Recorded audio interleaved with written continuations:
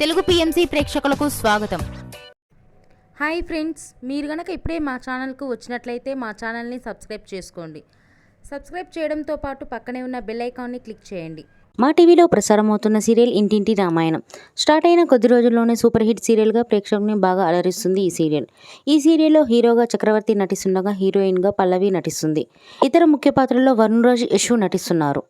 తాజాగా పల్లవి తన లేటెస్ట్ ఫొటోస్ని అభిమానులతో పంచుకుంది. ఆ ఫొటోస్ని మనం కూడా చూసేద్దాం.